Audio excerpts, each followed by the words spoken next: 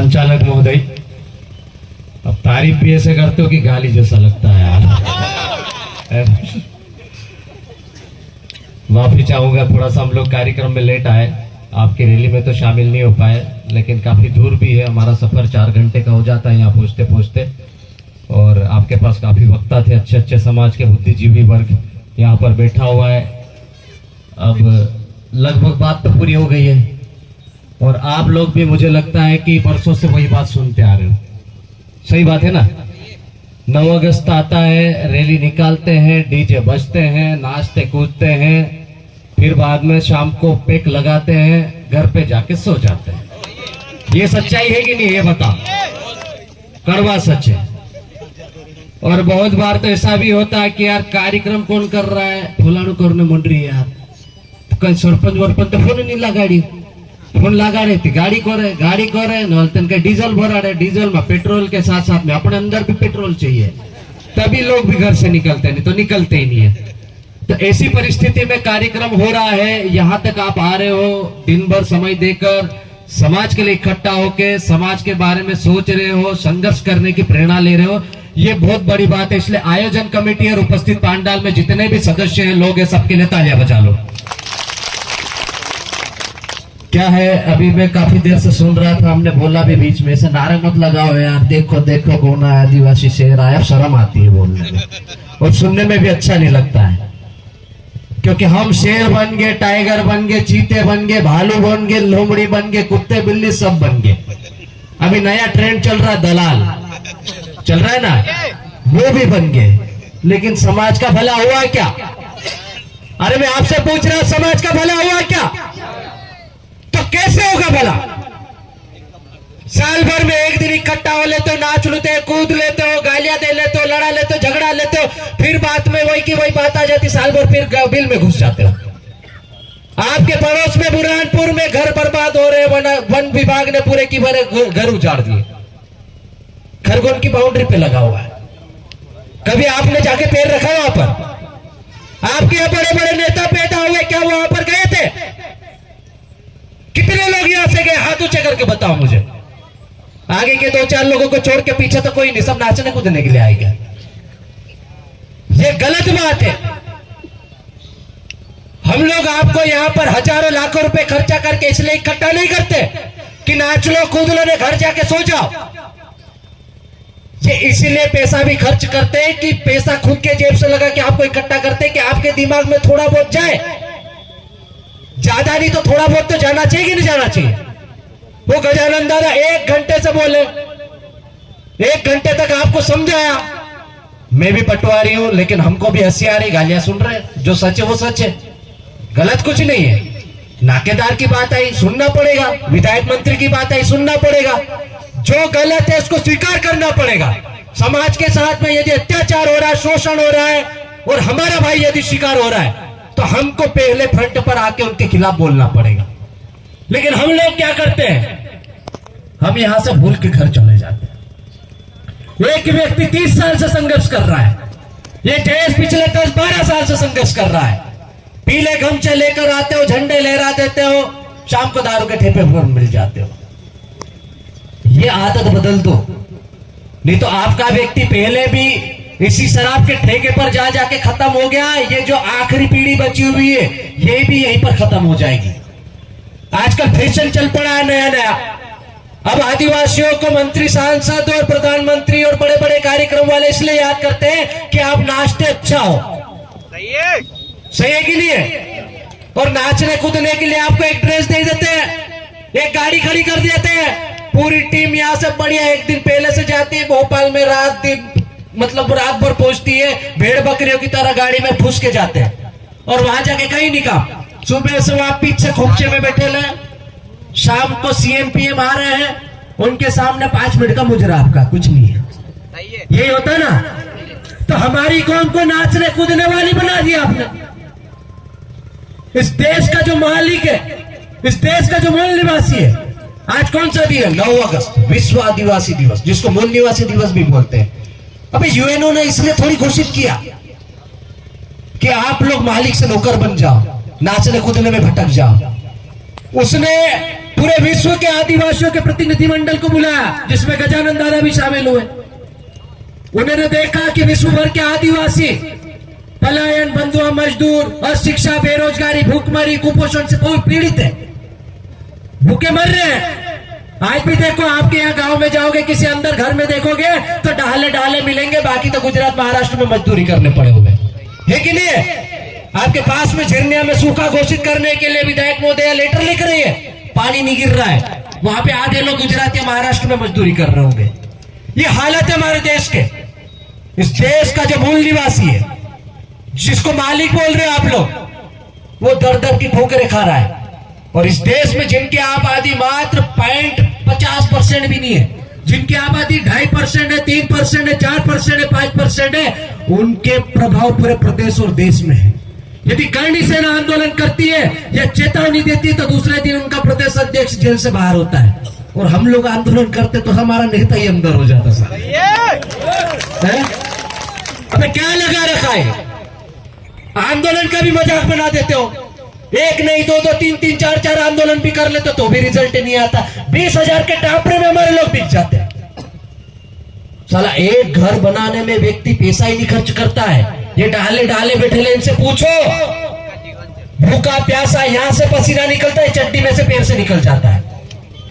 वो मेहनत करता है, मिस्त्री को 500 रुपए देता है, बीवी बच्चे भी ईंट पत्थर लाके रखते हैं, ऐसी मेहनत करते बड़ी मुश्किल से कच्चा झोपड़ा बनाता है। उसको बनाने में एक पीढ़ी खत्म हो जाती, तब जाके कच्चा कवेलू वाला घर बन पाया हमारा। और उस घर को वन विभाग वाले आधी रात को आके जेसीबी से उड़ा रहे। कितनी शर्मनाक बात है इस देश के मालिकों के लिए। और इस देश में आदिवासियों का जो प्रतिनिधित्व कर रहे हैं, चाहे वो संगठन के पदाधिकारी हो या किसी भी दल के गांडू नेता हो, शर्मनाक बात है कि नहीं? जो गए, जिन्होंने बात रखी, ये वो बहुत बड़ी बात है। लेकिन हमारे लोग क्या कर रहे हैं? वो 2,000 5,000 का पत्रा ठोक के दे रहे हैं तो खुश हो रहे हैं, रील चला रहे हैं, 2-2 4-4 दिन, महीने महीने भर पत्रे पे कि हमने पत्रे लगवा दिए। अबे शर्म करो। पत्रा लगाने की वजह तुम जितने लोग वहां इकट्ठे हुए थे अकाउंट जारी कर देते तो हमारा आदिवासी समाज का व्यक्ति वहां इकट्ठा करके ढांचे बुला लेता तो घर खड़ा हो जाता, पक्का घर बन जाता वो महीने भर में। मजाक बना दिया आंदोलन का। इसीलिए हम लोग अब थोड़े दूर हो रहे हैं आंदोलन से, क्योंकि समाज में बदलाव नहीं आ रहा है। समाज को वास्तविक जो चीजों की जरूरत है वो मिल नहीं पा रही है।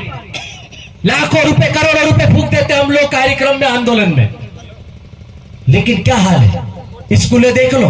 अभी बड़वानी में हमारे मुन्ना भाई ने, इन लोगों ने ज्ञापन दिया, मुन्ना मोरे ने, सबकी सब स्कूल छतें टपक रही है, किसी की छत गिर रही है। धूलकोट चाचरे में भी ये हाल होगा, मैं तो गारंटी देता हूं। नहीं तो अभी यहाँ पास में देख लो, पता चल जाएगा, सरिया दिख रहे होंगे स्कूल में। जितने भी सरकारी स्कूल है, जितनी भी सरकारी आंगनवाड़ी है, जितने भी सरकारी कॉलेज है, उसमें किसके बच्चे पढ़ते बताओ आप? सरकारी आंगनवाड़ी में हमारे परिवार के बच्चे जाते हैं। मेरा तो नहीं जाता, मैं बता रहा हूं, 4 साल का बच्चा मैं प्राइवेट में भेज रहा हूं क्योंकि मैं सक्षम हूं। लेकिन किसके बच्चे जा रहे हैं? जो हमारे समाज का गरीब है, उसका बच्चा जा रहा ना। और गरीबों की कोई देखने वाला नहीं है, कोई सुनने वाला नहीं है।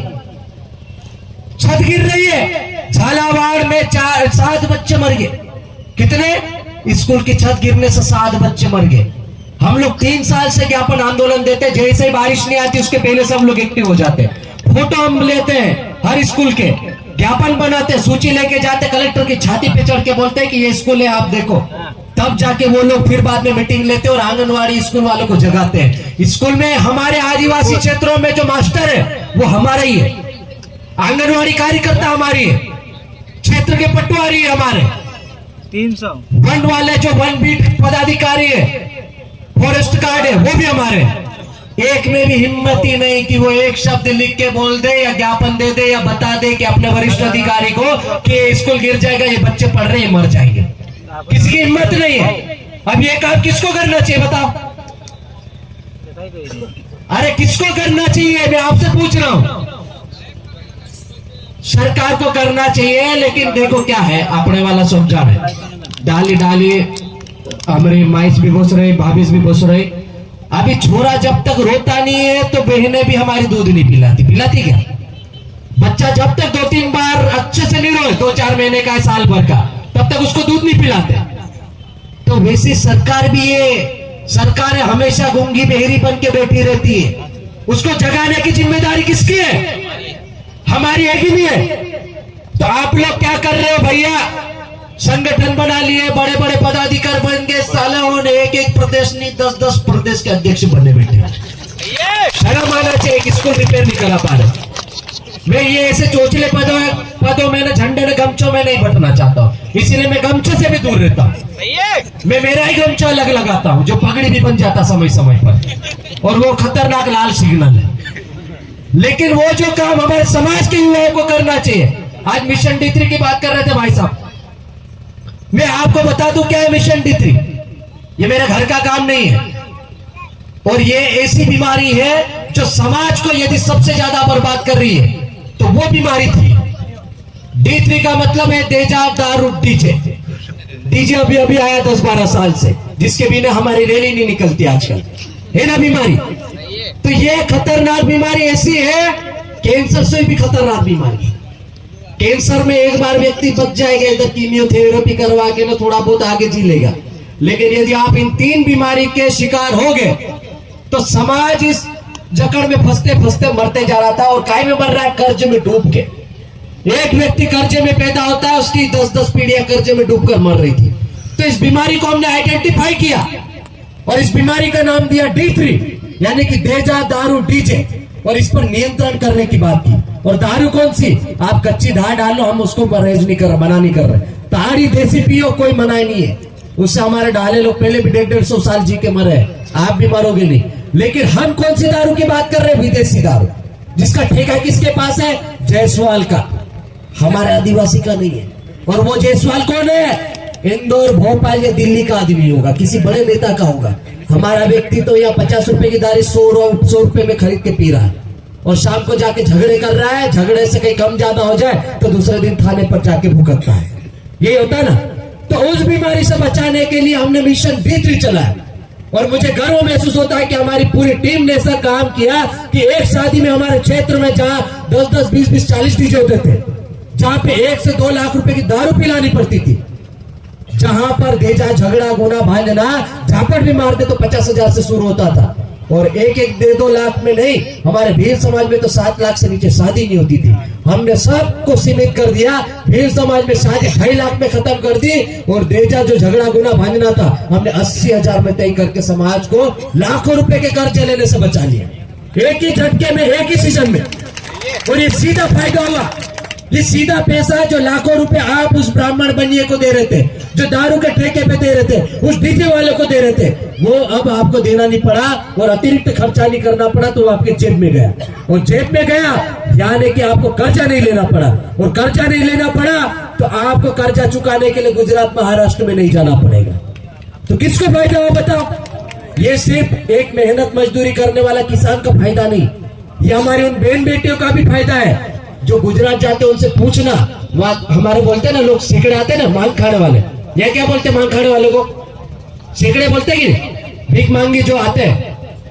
तो वहां पर जब गुजरात या महाराष्ट्र में जाते हैं मजदूरी करने वाले हमारे लोग, तो हमारी बहन बेटियां भी जाती, बच्चे भी जाते हैं, 18-20 साल की, 22 साल की या 15-14 साल की लड़कियां भी जाती है। वहां पर ऐसा डेरा डाल के, पास में खोपड़ी झोपड़ी कहीं भी मिल जाए वहां पर डेरा डाल के रहते हैं, खुले में रहते हैं, हगड़े जाने की जगह नहीं। उधर खोदरी में जा रहे हैं सब इकट्ठे, हगड़े मतलब जाते तो वहां पैर रखने की जगह नहीं, वहां जाके हग रहे हो आप लोग। और यहाँ क्या बोल रहे हैं? हम मालिक बोल रहे हैं। यहाँ देखो पूरा जंगल हमारा, जमीन हमारी, सड़कें हमारी, पूरा पर्यावरण हमारा, यहाँ खुली सांस ले रहे, वहां सांस लेने की जगह नहीं। वहां जाती है हमारी बहन बेटियां, वहां पर उनका शोषण होता है, बलात्कार होता है, और कई बार मार के फेंक भी दे दिया जाता है, पता ही नहीं चलता है। कई बार तो वहां के जो पाटीदार लोग हैं, बड़े बड़े लोग हैं, वो लोग हमारी बहन बेटियों को सुपरवाइजर, जो यूपी बिहार के लोग रहते हैं, वो रख लेते हैं, शादीशुदा औरतों को भी रख लेते, नहीं जो जाती हो वापस नहीं आने देते। ऐसी जगह से, ऐसी चीजों से हमारा समाज जूझ रहा है, निकल रहा है, और हम ये आपस में लड़ रहे हैं। मैं प्रदेश अध्यक्ष में, जिला अध्यक्ष में, फलाना अध्यक्ष में, ढिमका अध्यक्ष में, पीला गमछा में, लाल गमछा में, ये संगठन में, ये पार्टी। अबे डूब में रहो, ये छोटी छोटी दुकानें बंद कर दो। ये क्षेत्रवाद, जातिवाद, पार्टीवाद, संगठनवाद, ये समाज में नहीं होना चाहिए। एक ब्राह्मण को देख लो, एक मुस्लिम को देख लो, या किसी क्षत्रिय को देख लो, उनके जब समाज की बात आती है तो वहां पर सारे के सारे विधायक सांसद ऐसे नीचे बैठते जैसा भी मोन्टू भाई बैठे हमारे बीच में, उनको मंच भी नहीं देते और वहां पर पार्टी के झंडे भी नहीं आते और उनके एक चुटकी बजाते हैं सीधे ऊपर पहुंच जाता है भोपाल और दिल्ली में, उनके सारे काम हो जाते हैं। और हमारा व्यक्ति भोपाल में जाके डंडे खा रहा है। बरसों से हम लोग बैकलॉग पदों की मांग कर रहे हैं, आज तक बैकलॉग भर्ती नहीं हुई क्या? स्कूलें नहीं बन पा रही, मेडिकल कॉलेज मांग रहे, मेडिकल कॉलेज नहीं आ पा रहे। हम लोग दर दर की ठोकरें खा रहे हैं। एक पीढ़ी खत्म हो रही, संघर्ष करते करते हमारी भी आधी जिंदगी हो गई है। कई भरोसा नहीं जिंदगी का, चलते चलते मर जाते हैं, किसी को अटैक आ जाता है और आजकल तो भरोसा नहीं जिंदगी का। तो जिंदगी का भरोसा नहीं, लेकिन समाज को ऐसा तैयार कर दो। हम बोल रहे हैं कि हमारे मरने के बाद भी ये जो छोटे छोटे नन्हे बच्चे हैं, इनका भविष्य सुरक्षित हो जाना चाहिए और वो सुरक्षित करने की जिम्मेदारी हमारी है। और इसलिए ये सब कार्यक्रम है।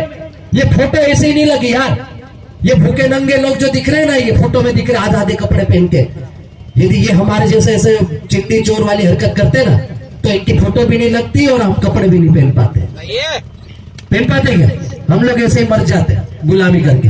लेकिन क्या है, सब जो भी क्रांतिकारी रहे, जिनका संघर्ष रहा, उनकी बदौलत हम है। और समय की मर्यादा है, हमारे बाद में कई वक्ता और है, तो मुझे बोलना बहुत कुछ था, लेकिन कोशिश की मैंने छोटे से मतलब समय में बहुत कुछ बोल दूं। अब आपको सोचना है, मेरा तो सीधा कहना, मेरे को जितना बोलना, आप बोलो तो बोल दो कि भोंक दिया, या आप बोल दो कि बग दिया, जो बोलना आप समझ लेना। लेकिन यदि हमारा भाई 150 किलोमीटर आके कुछ बोलना रहा और आपके दिलो दिमाग में छोटी सी भी चीज चली गई और आपने उसको आगे बढ़ाया और सुधार किया, तो मुझे लगता है कि हम समाज को आगे बढ़ा पाएंगे। नहीं तो हम मंच बनाएंगे, नेता बनाएंगे, समाज को नहीं बना पाएंगे। और ये समाज को बचाने की लड़ाई है। खूब खूब आभार, आपने मुझे समय दिया, उसके लिए आयोजन कमेटी का भी बहुत बहुत धन्यवाद। इंकलाब जिंदाबाद। धन्यवाद।